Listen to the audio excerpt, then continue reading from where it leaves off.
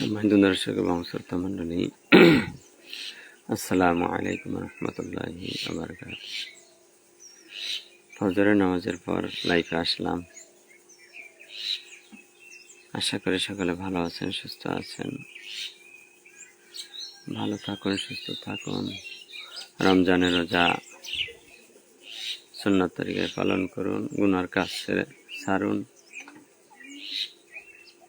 এবং সামনে আমাদের ইতিকাফ আসছে, ইতিকাফ সবাই সম্পন্ন করার চেষ্টা করুন।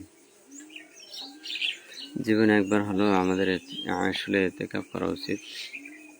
চাঁদ দেখে রোজা রাখা আমরা শুরু করছি, আবার সেই চাঁদকে আল্লাহ তাআলা আস্তে আস্তে আস্তে আস্তে বড় করেছেন, দেখতে পেয়েছি।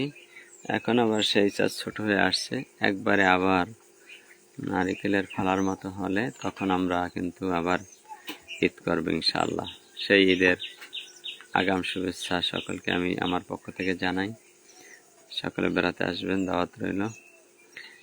এটা আল্লাহ তাআলার সবচেয়ে বড় পরিচয় যে ছোট চাঁদ দেখে আমরা রোজা রাখা শুরু করছি, সেই চাঁদ আস্তে আস্তে আবার বড় হলো, আবার আস্তে আস্তে এখন ছোট হয়ে যাচ্ছে। কে বানালো এই ছোট? যেই নাস্তিকেরা আল্লাহকে চিনে না তাদের এটা নিয়ে চিন্তা করা উচিত যে চাঁদ ছোট দেখেছি, বড় হয়েছে, আবার ছোট্ট হয়েছে। চিরস্থায়ী একটা ক্যালেন্ডার আল্লাহ তাআলা চাঁদের দ্বারা আকাশে ঝুলাইয়া বিনা টাকায় আমাদের দান করেছে। কে এটা বানায়? তিনি আমাদের রব, তিনি আমাদের আল্লাহ। তাকে খুশি করার জন্যই ইবাদত হিসাবে আমাদের সামনে এই 10 দিনের মধ্যে কদর তালাশের জন্য ইতিকাফে বসা উচিত। যাদের সময় আছে, সুযোগ আছে, শক্তি আছে, ইয়াং, তাদের উচিত বয়স থাকতে এই মূল্যবান ইবাদতটা করা। দেখুন, চারটা বড় হয়ে গেছে। 3 দিন আগে দেখছি বড় আস্তা, এখন দেখতে পাচ্ছি ছোট। সেটা আমার কাছেই দেখা যাচ্ছে। চারটা আমি দেখাচ্ছি যে কত ছোট হয়েছে, আরো ছোট হবে 2-3 দিন পরে ইনশাল্লাহ। দেখুন সবাই, এই যে চারটা দেখা যাচ্ছে আকাশে। চারটা কত ছোট দেখা যায়।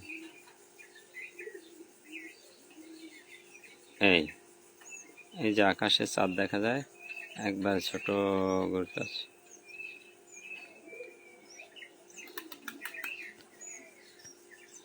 যে চারটা 5 দিন আগে দেখেছি বড় আস্তা, সেই চারটা এখন অর্ধেকেরও কম দেখালাম সবাইকে। এটা দেখে যারা নাস্তিক শেয়ার করুন, তারা দেখে বুঝুক। যারা রসুল বিশ্বাস করে না, মা আয়েশা রসুলকে অপবাদ দেয়, তাদের এটা থেকে শিক্ষা গ্রহণ করা উচিত। সম্মানিত দর্শক এবং শ্রোতা মণ্ডলী, ইতিকাফ এটা আমাদের করতেই হবে। আর এটা করার জন্য মেন কথা হচ্ছে রোজা রাখা অবস্থায় ইবাদতের নিয়তে সুন্নত তরিকায় মসজিদে অবস্থান করতে হবে নির্দিষ্ট সময়ে, সূর্য ডোবার আগেই যে কোনো একদিন। যারা 10 দিন করবে, 20তম রোজার দিন সূর্য অস্তের আগেই, ইফতারের আগেই মসজিদে আমাদের অবস্থান করতে হবে।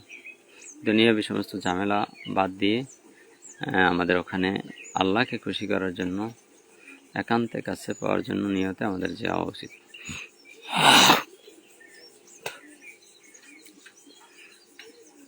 ইতিকাফের ব্যাপারে কোরআনে আয়াতও আছে যে ইতিকাফে বসতে হলে শর্ত মসজিদ, রোজা। এ ব্যাপারে আয়াতও আছে। সূরা বাকারার 187 নম্বর আয়াতের মধ্যে পাওয়া যায়, ওয়ালা তুবাশিরুহুন্না ওয়া আনতুম আকিফুনা ফিল মাসাজিদি তিলকা হুদুদাল্লাহ। আল্লাহ বলেন, ওয়ালা তুবাশিরুহুন্না,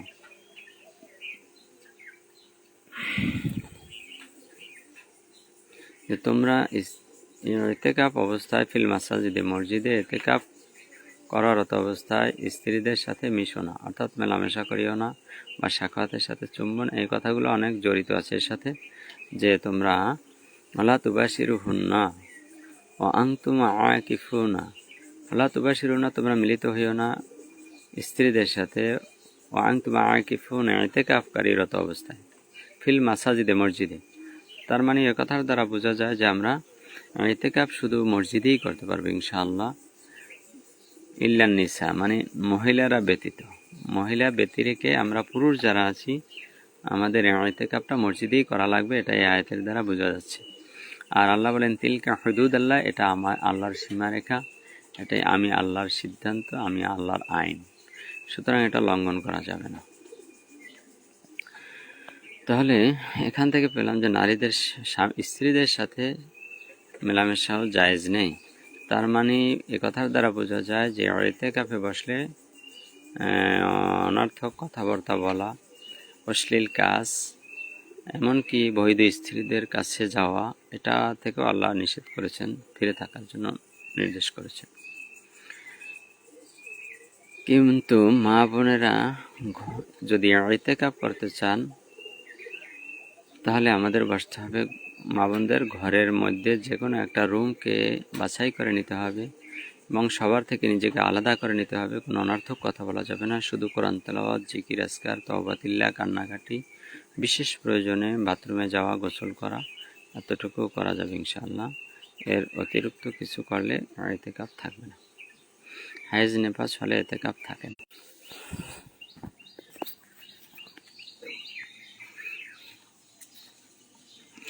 তাহলে মা বোনরা যে ইতিকাফ করতে পারবে, আপনারা বুঝতে পেরেছেন। মা বোনরা যারা দেখছেন তাদেরকে অনুরোধ করবো আমার জন্য দোয়া করুন বেশি বেশি, যাতে আপনাদের হাদিস কোরআন দিয়ে নির্দেশনা দিতে পারি, যাতে মা আয়েশা, মা খাদিজার সাথে আমল করে, ইবাদত করে জান্নাত। সম্মানিত সুধী, আসলে মূলত মা বোনদেরকে বলবো, যারা দেখছেন ভাই বোনেরা, যে আসলে এই ইতিকাফটা কেন এসেছে। আসলে ইতিকাফ হচ্ছে একটা বিশেষ ইবাদতের নাম। আর ইবাদত আমরা কতক্ষণ করব এ ব্যাপারে 13 নম্বর পারা সূরা হিজরের 99 নম্বর আয়াত পড়ে দেখলাম যে অ'বুদু রাব্বাকা হাত্তা ইয়াতিয়াকাল ইয়াকিন। আল্লাহ বলেছেন, ও রাসূল, আপনি সেই পর্যন্ত আমার ইবাদত করবেন যতক্ষণ পর্যন্ত আপনার দেহে প্রাণ থাকে। অর্থাৎ আপনি যতদিন দুনিয়ায় বাঁচবেন ইবাদত করতে হবে এক আল্লাহ। তার মানে আমরা যতদিন বাঁচব, কোরআন তো শুধু রাসূলের আমলের জন্য না, আমাদের সবার জন্যই কোরআন রাসূলের মাধ্যমে এসেছে। যাই হোক, তাহলে আমরা যতদিন বাঁচব ততদিন আমাদের ইবাদত করতে হবে। সেই হিসেবে রমজান মাসে সবচেয়ে বড় একটা গুরুত্বপূর্ণ ইবাদত হলো ইতিকাফ। আর এই ইতিকাফ কেন করব? ইতিকাফ করি আসলে মূলত আমরা কদর তালাশ করার জন্য। বলে ভাই, কদরের মধ্যে কি আছে? কদর বা কেন তালাশ করি? কদর তালাশ করি এই জন্য, যেমন একটা উদাহরণ দিলে ভালো বোঝা যাবে। এই বাড়িতে সামনে এই যে মসজিদ আছে বা একটা গেট দেখা যাচ্ছে, মসজিদ আছে। এই মসজিদের সামনে যে গেটটা, এখানে মনে করেন 5 লক্ষ টাকা দিয়ে একটা গেট করা হলো এবং গেটে অসংখ্য মানুষ ফুল নিয়ে দাঁড়িয়ে আছে। তার কারণ কি? সবাই জিজ্ঞাসা করলো। বললো যে লক্ষ লক্ষ টাকা খরচ করার মানে হচ্ছে একজন মানুষকে কেন্দ্র করে, সে হচ্ছে এই বাড়িতে বিয়ে আছে, বর আসবে। বরকে কেন্দ্র করে একটা মানুষকে সম্মান দেওয়ার জন্য এত মানুষ এত টাকা পয়সার আয়োজন করেছে। ঠিক তেমনি রমজান মাস, এই যে কোরআন নাজিল হয়েছে, সেটা এই রমজান মাসের কদরের রাত্রিতে। এই জন্য এই রাত্রিটার মর্যাদা এবং দাম এত বেশি যে 1000 মাসের চাইতে উত্তম এই রাতটা। এই রাতটা তালাশের জন্যই মূলত ইতিকাফ 10 দিন করে। যেহেতু রমজানের শেষ দশকে ইতিকাফ, এই শেষ 10 দিনের মধ্যে বেজর রাত্রিতে এই কদরের রাত, সেই রাতটাই কোরআন নাজিল হয়েছে। সেই রাতটাকে ধরার জন্য, সম্মানযুক্ত রাতটাকে ধরার জন্য আমরা এত কষ্ট করি, 10 দিন ইতিকাফ করি। একটা হাদিস বলে আরও স্পষ্ট হয়ে যাবেন আপনারা। বিশ্বনবী সাল্লাল্লাহু আলাইহি সাল্লাম বলেন, মুসলিম শরীফের হাদিস, যে আমি এই কদরের রাতটি তালাশ করার জন্য, যেহেতু রমজান মাসে কদরের রাত, তখনও নবীজি জানেন না, আল্লাহ না জানালে কোনো নবীরাও কোনো তথ্য জানেন না। এটা মাথায় রাখতে হবে আমাদেরকে।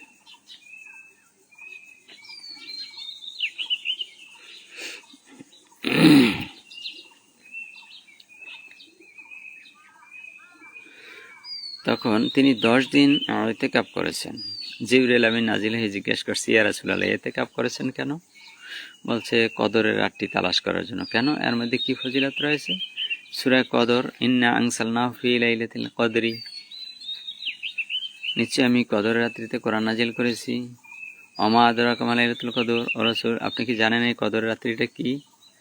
লাইলাতুল কদর আবার আল্লাহই জানিয়ে দিয়েছে রসুলকে, লাইলাতুল কদরে খয়রুম মিন আলফি শাহর, 1000 মাসের চেয়েও উত্তম একটি রাত্রি কদরের রাত্রি। যেই রাত্রিতে ইবাদত করতে পারলে 1000 মাসের চেয়েও বেশি সব পাওয়া যায়। আর 1000 মাসে আসে 83 বছর 4 মাস। তাই একটা মানুষ কতদিন বাঁচে? 83 বছর 4 মাসের ইবাদত যদি একটা রাত্রে ইবাদতে পাওয়া যায়, এই জন্য রসুল এই রাতটাকে পাওয়ার জন্য উঠিয়া পড়িয়া লাগলেন, 10 দিন ইতিকাফ করলেন। জিবরিল আমিন এসে বলে, ইয়া রাসূলুল্লাহ, কেন আপনি 10 দিন ইতিকাফ করেছেন?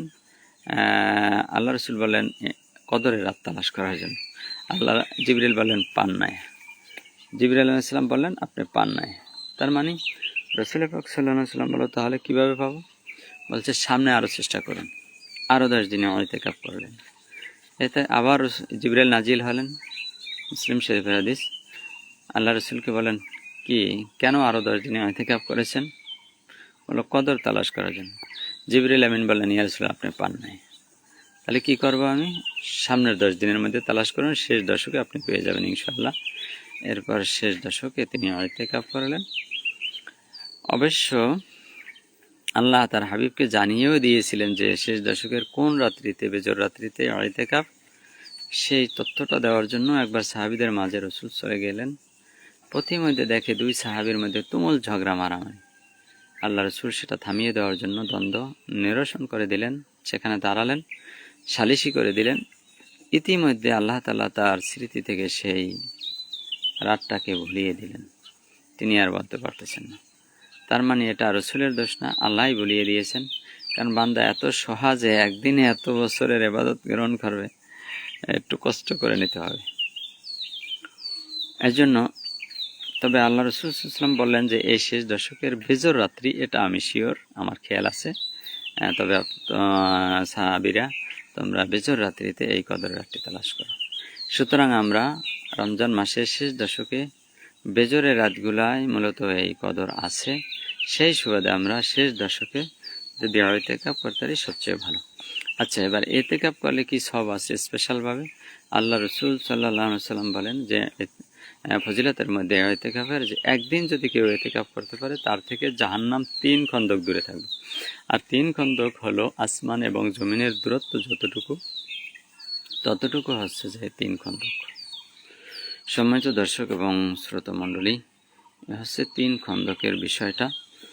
এখন তাহলে একদিন রাখলে যদি 3 খন্দক দূরে যায় জাহান্নাম, তাহলে 10 দিন যদি ইতিকাফ যারা করবেন তাদের থেকে 3-10 30 খন্দক দূরে জাহান্নাম থাকবে কিয়ামতের মাঠে।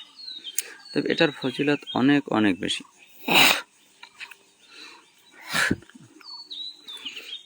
সুতরাং আমরা যাদের সময় আছে, সুযোগ আছে, তারা যেন আমরা কমপক্ষে 10 দিনে ইতিকাফ করার চেষ্টা করি।